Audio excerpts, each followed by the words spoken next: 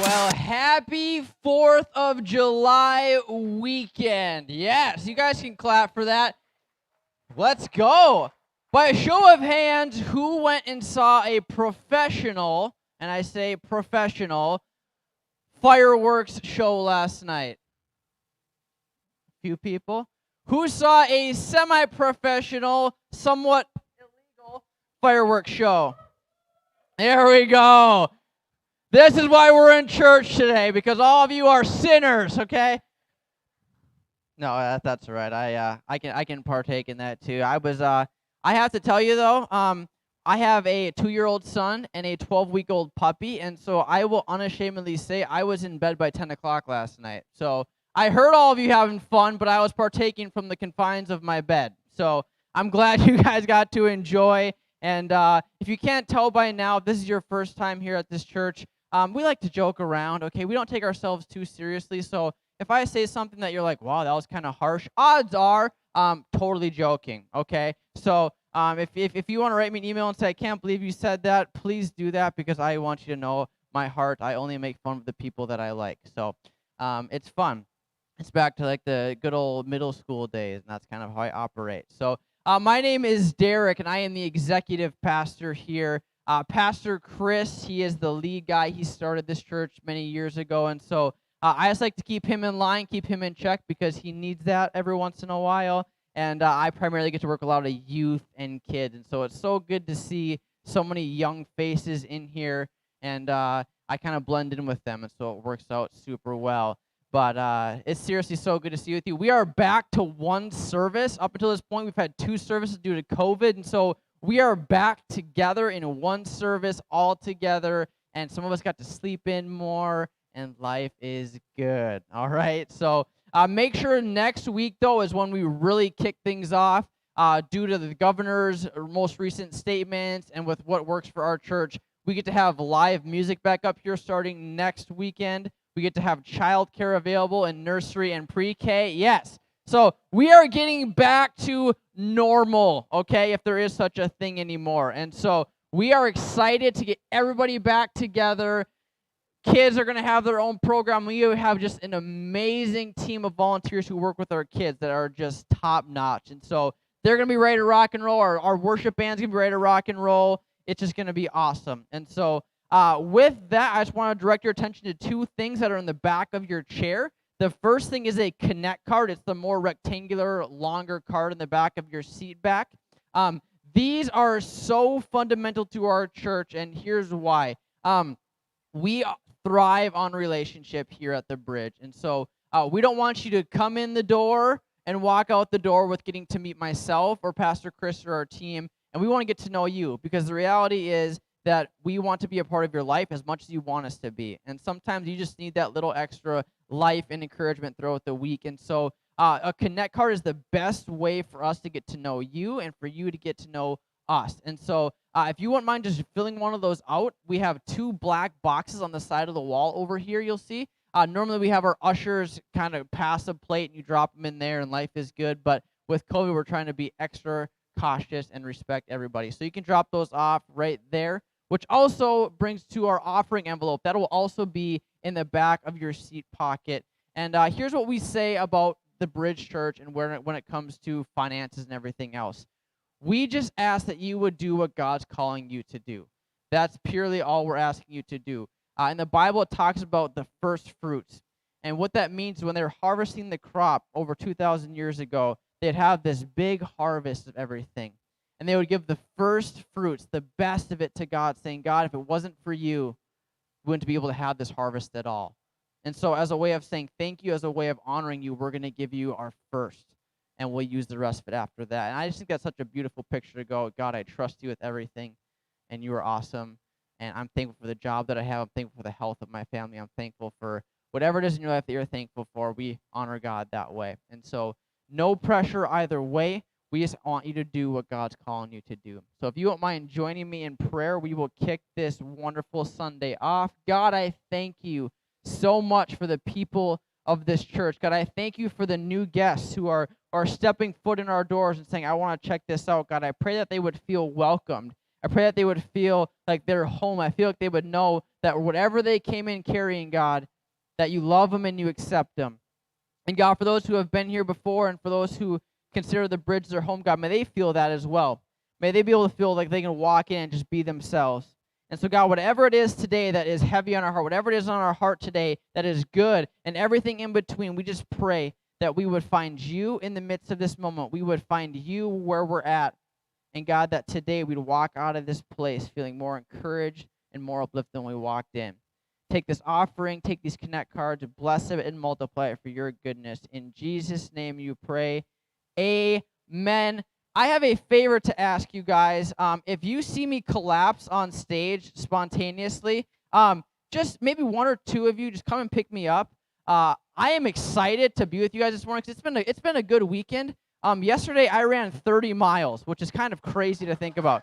Yeah. Thank you. It was just a crazy day, and the only reason I say it is I don't want to be like, hey, I need the ego, so congratulate me. I just want to celebrate what a cool day it was, because I don't just randomly run 30 miles. I think people who run that far for fun are kind of sick in the head. Like the guy I was running it with, he had run a 100-mile race before. And I was like, how long did that take you? He said, 33 hours. Like, are you kidding me? Like, that's not human, okay? When God designed us, he did not say, okay, you're meant to endure 100 miles, 33 hours of running, okay? That was not part of God's design. And so I'm running this with him. I'm like, man, it's hot out here. This is hot. Like, this is insane. I started to like kind of have some delusional thoughts, like I was tall and handsome, and that wasn't working for me, and it was insane. But I say all that to say it was just a great weekend because we did it with so many other people around the state as a way of raising funds and raising awareness for human trafficking, and so many of you guys were a part of that, for whether it was financially, but even just I was getting texts and comments throughout the journey, and like I can honestly say like it was a game changer because like it was hard. It was the hardest thing I've ever done in my entire life, and so I just want to say thank you for that, and just say that because it's been a great weekend so far, and we're just gonna continue that train going forward if you're cool with that. So we are starting a brand new series called The Paradox today. And if there's anything I've learned in my 3.5 years of working here as a youth pastor and executive pastor is that it's really good to define things, okay? Because every once in a while, I'll be preaching a message to youth, and I'll be saying something, and I'll throw out a phrase or something that just, kind of rolls off the tongue, and I kind of get one of these looks from most people in the audience. Like the deer in the headlights, like, I don't know what you're saying, but your mouth is still moving. Okay, so I've learned it's really good to important when you're defining anything or when you're talking about anything, it's good to say, okay, what does this mean? And so a paradox is a noun. It's a seemingly absurd or self-contradictory statement or proposition that when investigated or explained may prove to be well-founded or true. That's a big definition. For those who are like, that's a lot of words, quite simply, a paradox is like a contradiction, okay? In theory, it makes sense. When you really get to the bottom of it, it's kind of like, that makes no sense. And so I've taken the liberty of providing some examples for you today, all right? A paradox number one. This is the beginning of the end. Who's ever said that before? I know I have. It's one of those things where it's like, it makes sense in your head, and then you say, one thing that I know nothing. If you know nothing, you don't know one thing. And this one I straight up stole from a movie, and if you know the movie, raise your hand because I'm going to be very impressed. 50% of the time, it works all of the time. Nobody. All right, that's probably a good thing. It's not the most appropriate movie. I saw it many years ago, but it was very funny. And then there's the paradoxes that just hit a little bit too close to home, all right? Like this one. The Minnesota Vikings are a good football team. The Minnesota Vikings are a good football team. We have more NFC championships in the last 20 years than anyone else in our division, yet how many rings do we have? And all Packers fans in the room, I don't want to hear from you right now. Because unfortunately, we have some of those in our church. Like I said, we're all sinners to some degree. And then my favorite paradox of them all comes from my boss and fearless leader, Chris Vincent. He says this to me all of the time. He says, Derek, you have no taste. You like Raising Cane's. That is a paradox. Because if I had no taste, then I wouldn't like Raising Cane's, because Raising Cane's has arguably the best chicken tenders that this planet has ever seen.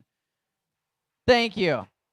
Chick-fil-A is good. I'm not down on Chick-fil-A. I had Chick-fil-A yesterday. I am just saying that Raising Cane's is very delicious, okay? And every once in a while, a Sunday comes, and you're really craving Chick-fil-A, right? You're like, oh, I could just go for a fried chicken sandwich. I could just go for some really good chicken tenders. So you get in the car, you're driving to Chick-fil-A, and you go, oh, shoot, it's Sunday. They're not open. So if you're looking for an alternative, Raising Cane's is your thing, and make sure that you let Chris know he is a living example of a paradox, because he doesn't like it for some reason, and I'm really questioning his stability from anything else he says from this point on. Paradoxes make you think. It's one of those deals where it makes sense, but it doesn't. And what I've grown to love this week is looking at paradoxes. It's one of those things where it's like, on the surface level, it doesn't make a whole lot of sense, but the more you dig into it, the more you really get to the bottom of it, the more you start to understand there's actually some pretty significant meaning or lack thereof in a paradox.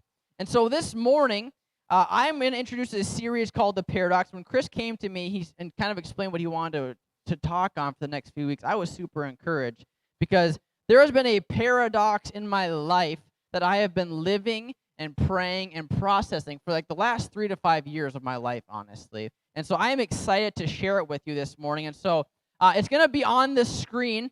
I'm going to read it a few times because I got to tell you, I wrote this paradox down this week. And I read it back to myself, and I just laughed out loud to myself in my office because I'm like, this makes zero sense. Like, this is literally the most contradictory statement in the world, but it will make sense when I explain it to you. So, paradox number 1 of this brand new series is being good enough will never be enough, but being not good enough will always be good enough. Do you ever have those times where you like say a word so often it doesn't even sound like a word anymore? That's what enough sounded like to me this week when I was doing it. And so I'm going to read it again. Being good enough will never be enough, but being not good enough will always be good enough. As an American in the 21st century, we are very introspective. We are always looking internally to our lives, like what's going on in my life? How am I processing? How am I doing? We are very introspective. And that's not a bad thing. It just means we're very aware of what's happening in our lives, and that's a very good thing. But the problem is we are primarily driven by performance. We live in a performance-driven society, and culture.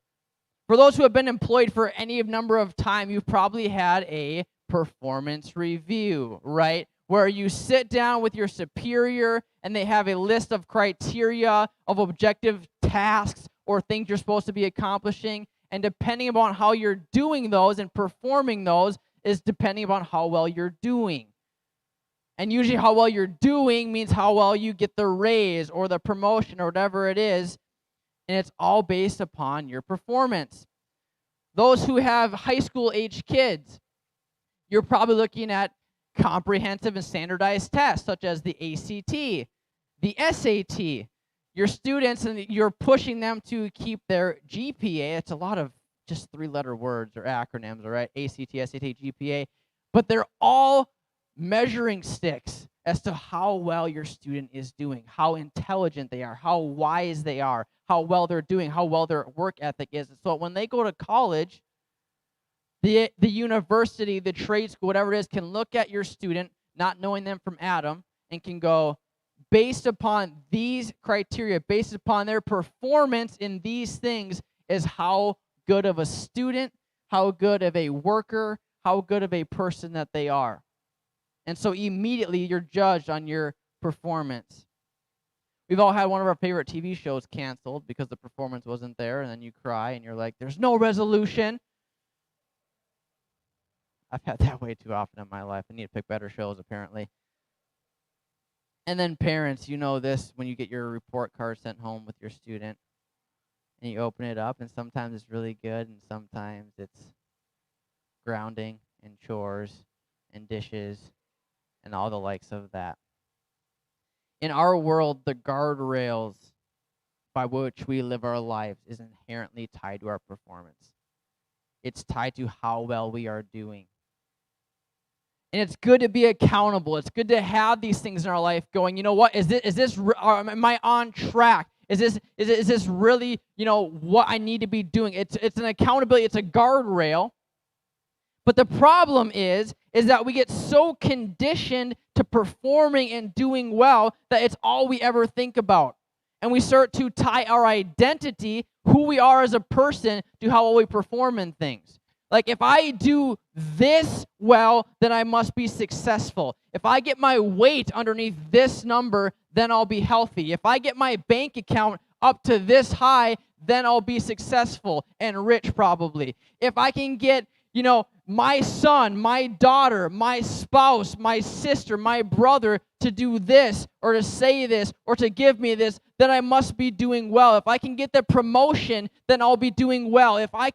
We start to tie these performance and these benchmarks to how we're doing as a person, as a human being. And we strive and we strive and we strive and we strive to be good enough. It's tiring sometimes. And those are all good things. I was a very hardworking student, almost to a fault, all the way through high school and college. My parents had the opposite problem. They would have to talk me down, like, Derek, it's okay. You're not going to die. You got to be on this paper. It's okay. Like, you're not going to die. Don't cry anymore. Like, I had the opposite problem, but nonetheless, like, it just ripped me apart because I felt like I was never doing good enough. And the problem is we take all of these behaviors, this mantra, this idea that we need to perform and everything, and we bring it to church. And it's the same kind of thing. If you ever visit a church for the first time and you have tattoos, you're like, oh, I better cover those up. My wife's got like 6 or 7 tattoos, so she's always like, I don't care. But some people are like, I got to cover my tattoos because I don't want them to think that I'm a bad person. Sometimes we come to church, right, and it can be nerve-wracking. How are they going to feel about me? Are they going to judge me?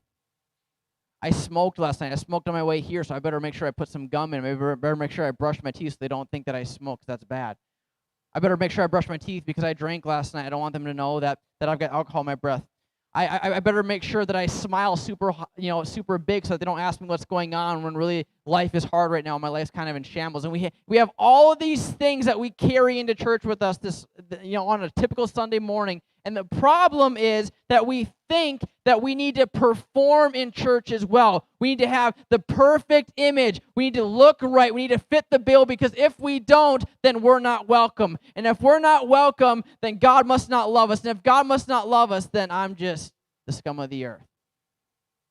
And so we bring this idea of striving into the church for performance, execution, and approval. And it's toxic.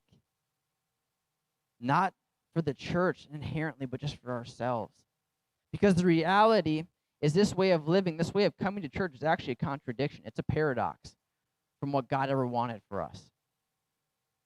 Matthew chapter 11, verses 28 through 30. Jesus said, "Come to me, all who are weary and burdened, and I will give you rest. Take my yoke upon you and learn from me, for I am gentle and humble in heart, and you will find rest for your souls."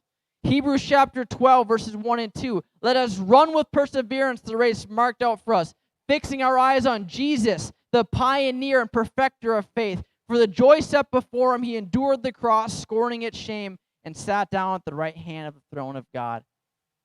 In Romans chapter 8, the law of Moses was unable to save us because of the weakness of our sinful nature. So God did what the law could not do. He sent his own son in a body like the bodies we sinners have. And in that body, God declared an end to sin's control over us by giving us his son as a sacrifice for our sins. I picked these 3 verses because I want you to catch a very common theme throughout much of the Bible. Contradictory to where our perspective is in every other area of our life, God's calling our perspective to not be in here, but to be at him. God's calling us to focus on who he is. Fix your eyes on Jesus. Come to me. He sent his son. Because when we focus on what we can do and who we are and everything else, we start to take away from what he has done, from what he will do, and from who he is. You ever went into Barnes & Noble before and asked them where the self-help section is? It's like half the store.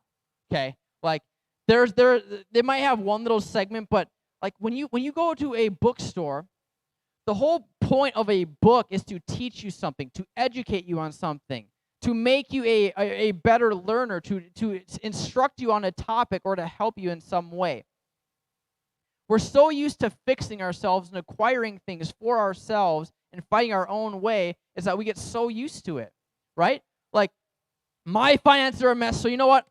I'll fix it. This is my issue. You know what? I don't need your help. I got it. I'll figure it out, right? Or, I have issues in my marriage right now, and so you know what? No, I don't need a counselor. I don't need to sit down with a therapist. Like, this is between my wife and I. I don't need that. This is our issue. We'll figure it out, right? Or parenting. Like, I have this issue with my kid, and you know what? Like, I'm just going to figure it out.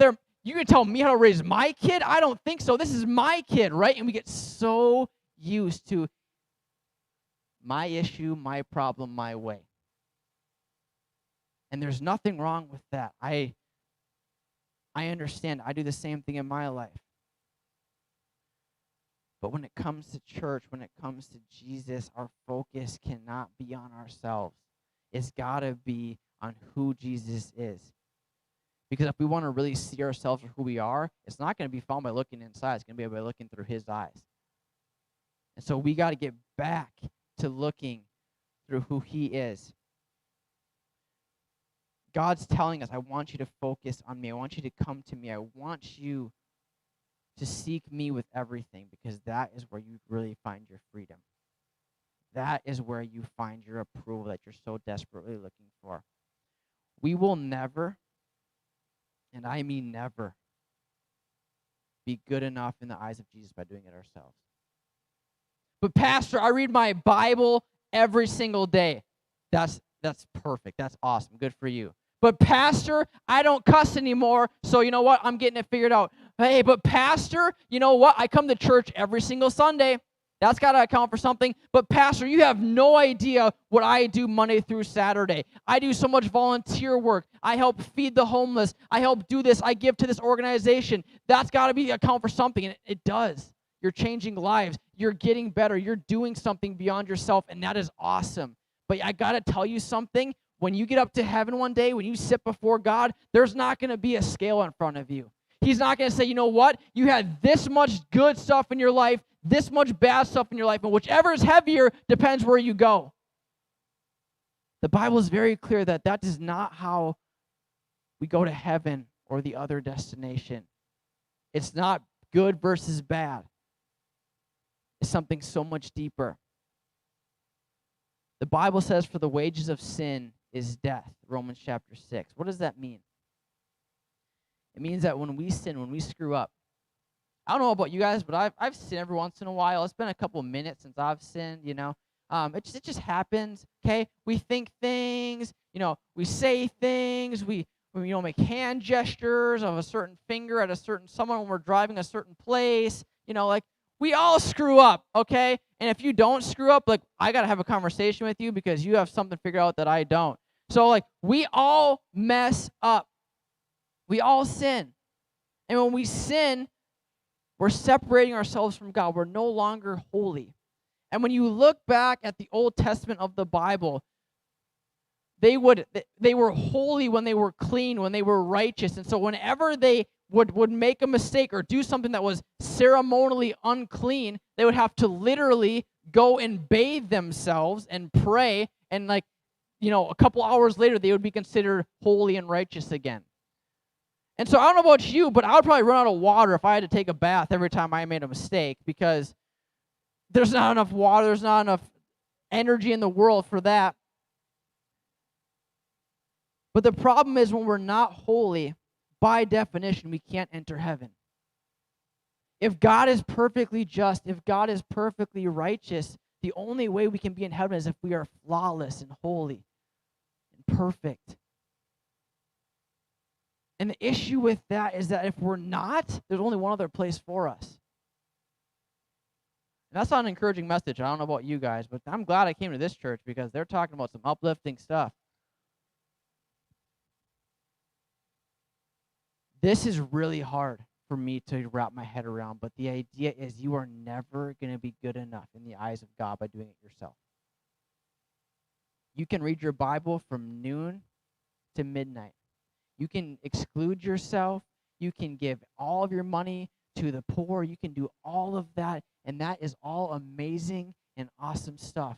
But I've got to tell you, it's not enough to keep you from being flawed. We are human beings, and we screw up and we mess up. And a lot of pastors are really good at telling you that. They're really good. You know what? You're going to burn. Pay me money, because if you don't, you're not giving to God. And if you're not giving to God, you're going to burn. Right? I always have an issue when people can just make snap judgments and say, you're going to hell. right? Like there are some times that I pass someone and I know the intention is there. I know that there are some pastors the intention is there, but the idea is you have no idea what a person's walking through. You have no idea what's in a person's heart. And so when you just make snap judgments and say, "You suck," that's an issue. That's an issue because yes, we are all flawed and messed up, but the idea is that it's never about us in the first place. It's about God. It's about what He's done for us and where we're at.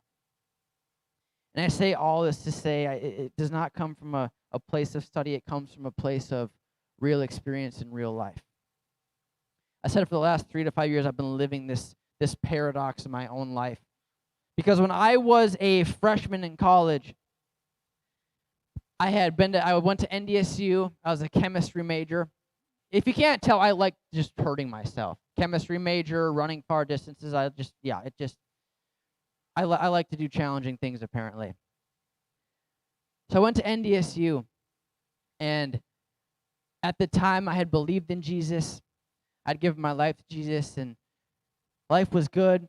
Life was great. But just like everything else in life, I decided, you know what? If I want to really go to the next level of my faith, if I really want to earn God's approval, I got to work for it more. If I'm going to study my books for 10 hours, I better be able to sit down and read my Bible for at least 2. If I'm going to go and hang out with my friends on a Friday night, I better best believe I can get up on Sunday morning to go to church. And I started taking this same attitude of performance, and applying it to my faith.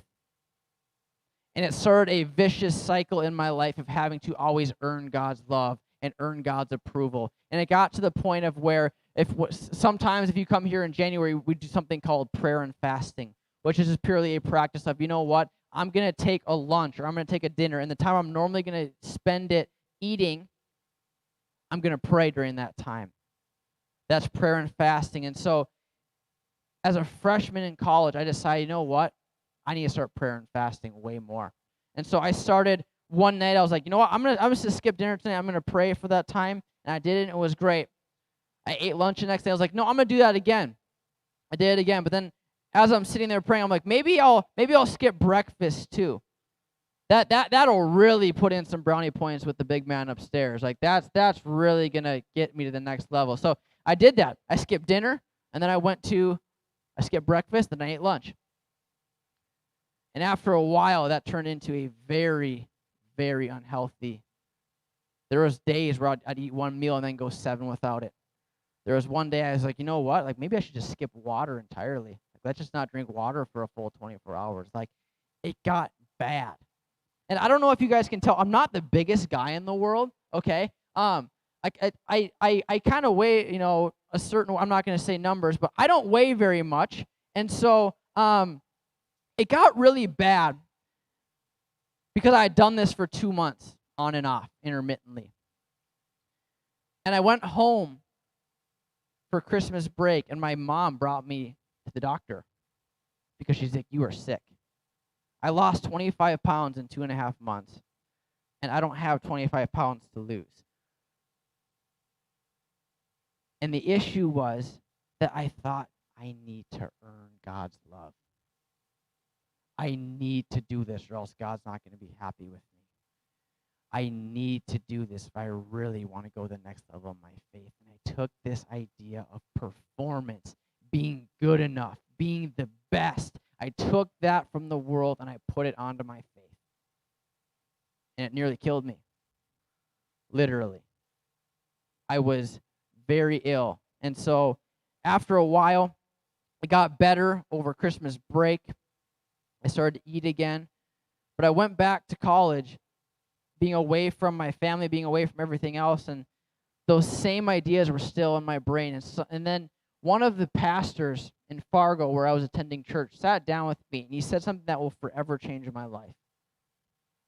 He said, Derek, if I were to bring you a Christmas present right now, and I were to bring it over to your dorm room and give it to you, and it was what you wanted the most. Let's say it was a brand new Xbox 360 at the time, for all of you younger kids in here, okay? An Xbox 360. Wrapped it up, top of the line, and brought it to you. pushed it over to you.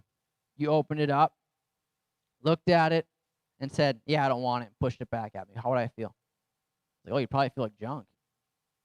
He goes, okay. So how do you think God feels when you're pushing back his gift of salvation? How do you think God's feeling when you feel like you need to earn his love? He goes, what happens if you just pulled out your billfold and said, you know what? Appreciate the Xbox, man, but I'm going to pay you for it because I don't want to take it. I'm just going to, how much did you pay for this Xbox? Because I need to pay for it. Like, how would I feel? Like, I think I see where you're going with there, Pastor. Maybe that's why you're a pastor, okay?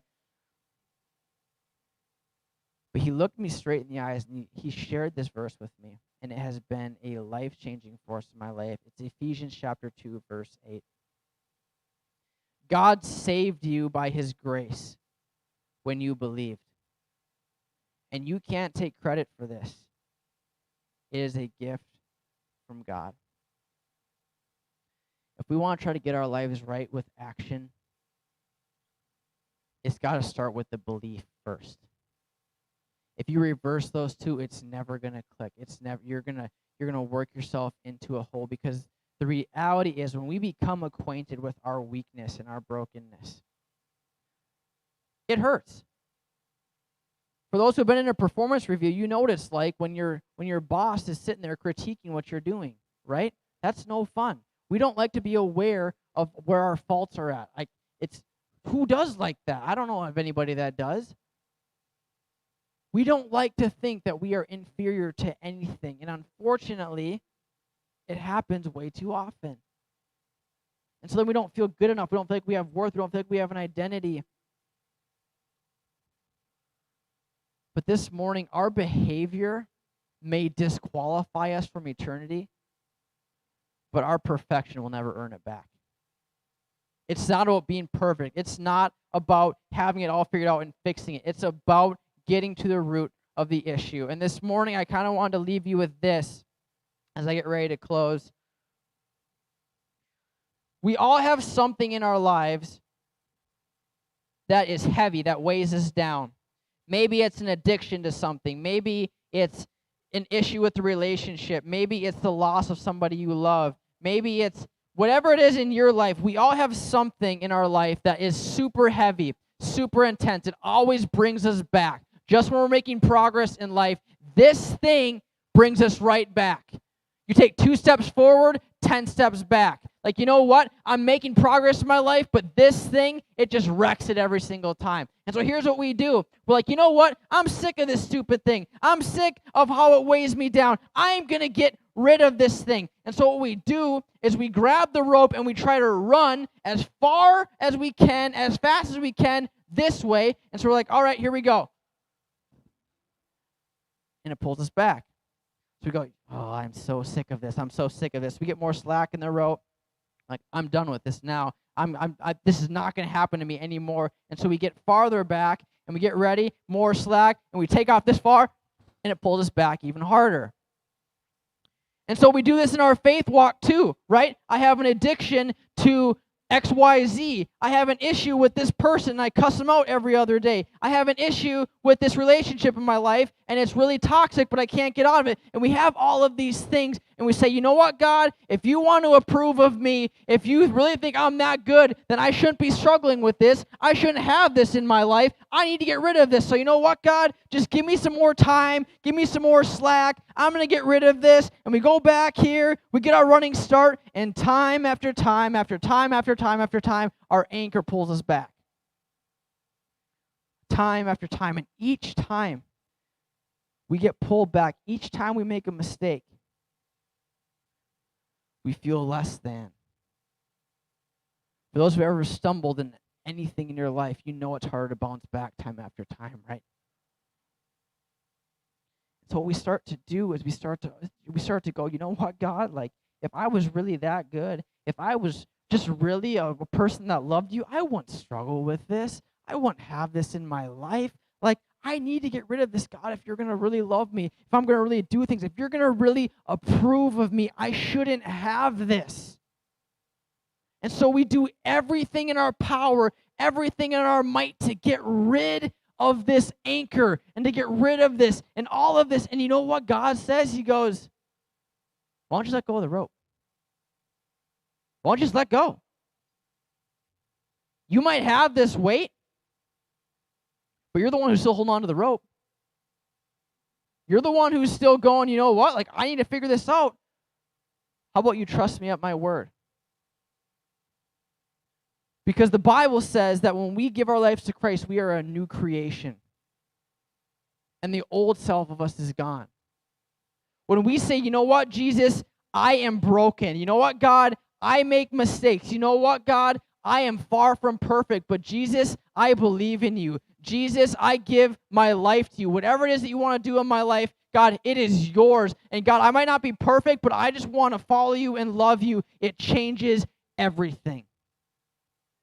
Because no longer are we looking for the approval, no longer are we trying to seek the affirmation and the love of God. We already have it.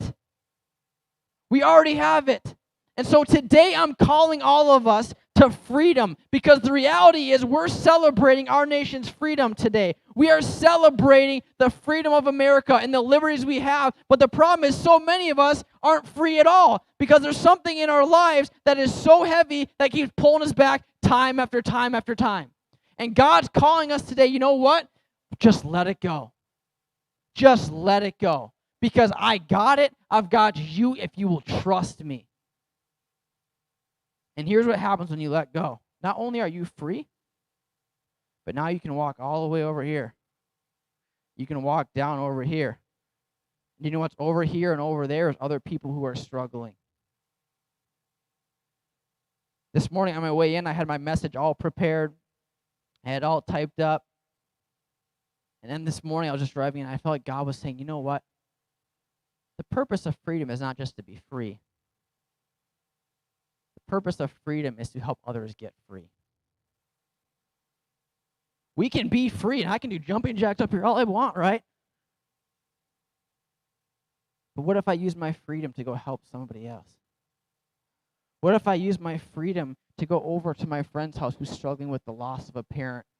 And I wasn't so fixated on my addiction, on my stuff, on my loss, on my pain, on my hurt, on my judgment. What if I was no longer fixated on this over here, but I can now fixate my perspective on someone who's hurting and go and love them and talk to them about the life-saving grace of Jesus? What if we could be free to help others get free? This morning, I know we all come from different backgrounds. We all come from different ideas, different experiences. And make no mistake, I have no intent of diminishing the stuff in your life that you've been through. I'm sure you've been through things in your life, good and bad, that I couldn't even possibly imagine. But the beautiful part about Jesus, the beautiful part about grace, is that I don't need to know it, but God does. A message like this is encouraging, but it's not going to really make its impact until we make it practical. And so this morning, wherever you are at in your life, whatever it is that you've been through, I want to encourage you that God doesn't need to be summoned. You don't need to come to the church. We don't need to lay hands on you. We don't need to say, you know what, say these 5 words, and then now you get God's attention. You can have an open and honest conversation with God whenever you want. You can be laying in your bed at night, and you know what, God, I'm struggling with this. Would you just help me with this? And he's there. For some of us, it's maybe no longer about just going to the Bible or bringing our Bible or reading our Bible just because it's the religious thing to do. Maybe it's about getting to know somebody. My wife and I are really mushy and gushy. We love letters, okay? Chris calls us newlyweds. We're not newlyweds, but he does call us newlyweds, which is super fun and somewhat demeaning. But I love him. And sometimes I have to understand that my wife doesn't write me letters just because she feels like she needs to. She writes me love letters because she wants to affirm and let me know of the things that she feels deep inside of her. When she writes me a letter, I get to know her heart a little bit more. And a lot of times we need to look at the Bible, the Word of God, the same way. It's not about reading a sacred book just for the sake of reading. It's about getting to know the heart of God. It's about getting to know who we are in Him. Because I don't know about you guys, but I found a lot of voices in this world and this life that tell me everything I'm doing wrong. And every single thing that I'm not good enough. Okay? There's a ton of negative voices in our world. But when you open up that Bible and when you start to dig in, you'll start to understand that God has a whole bunch of good things to say about you and about your heart and about your life. And maybe it's just about getting peace in a relationship. Maybe it's about reconciliation. Maybe there's something or someone in your life that you need to right. And it's not about just doing it just to do it because that's the right thing to do. It's about doing it so that you can be free from the stuff in your life that's weighing you down. So this morning, I'm going to close with an invitation to every single person in this room. I'm not going to call you up. I'm not going to make you do anything out loud, but I'm just going to give you an invitation to really welcome God into your life. To really allow Him to take over, and not take over in a weird way, not take over and say, ooh, I'm weird now, but to just come into your life, into your situation, into your heart, and really be open, really be vulnerable. The Bible says that when we confess with our mouth and believe in our heart that Jesus is Lord, He'll be with us. And so today, if you want that relationship with Jesus, if you want God to be that real, that intimate, that personable with you, you can have it. But Pastor, I did this thing last night. But Pastor, I did this thing 5 years ago. There's no way God can forgive that. Try me. Try me. Because I have a whole bunch of people in this century and from 20-some centuries ago in the Bible. One in particular who slept with a woman that wasn't his wife, killed said husband, and was still considered a man after God's own heart. Why? Because he acknowledged his mistakes. He understood that he wasn't good enough in the eyes of God by doing it himself. But he was good enough because God said, I love you, I've redeemed you. And there's forgiveness for all.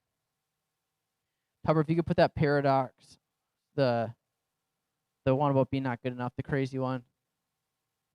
I want to close with this, and I want to get you guys out of here. Being good enough. Trying to earn God's love, trying to do all the right things, stop all the wrong things, say all the right things, put the smile on at the right time, trying to do more, see more, say more. Be good enough will never be enough. But not being not good enough will always be enough. I want to encourage you to embrace your weaknesses this week. Because 1 Corinthians chapter 12 says that when we acknowledge our weaknesses, that's where our strength is. God works best in our weakness. So wherever you're at today, let me pray with you. God, I love you, and I thank you so much for your gift of grace. Lord, I believe that there are people in this room, people that are going to be listening later on the podcast, people who are listening online, who don't feel good enough, who don't feel like they are loved by you, who don't feel like they are worthy of your affirmation and your love, God, who don't feel good enough. And God, instead of them feeling that and that shame and that guilt, may they understand that by them being flawed, by them making mistakes, by them being human, God, that's exactly where you want to meet us. And that's exactly where you want to come into our heart and give us peace, give us strength, give us restoration, give us redemption. God, you have our best in mind. And Lord, I just pray for every man, woman, child in this room.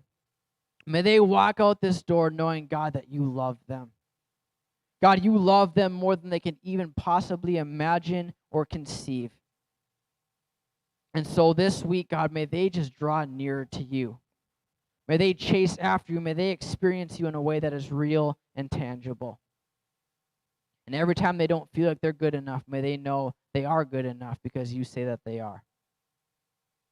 We love you and we thank you. In Jesus' name we pray. Amen. Make sure you guys give a high five to somebody if they're willing on the way out. Maybe I'm so used to saying that, but at the same time, it's one of those things you go for a high five and they're like, nope, I'm social distancing. And then there's that rejection from middle school all over again. So you know the feeling, right? Maybe it's just me. All right, you guys are amazing. Elbow five, high five, wave, whatever it is, and make sure you get back for July 12th next Sunday for some music, for normal church again. And I know Pastor Chris will be excited to meet all of you new guests. Thanks for joining us this morning, guys. Have a good one.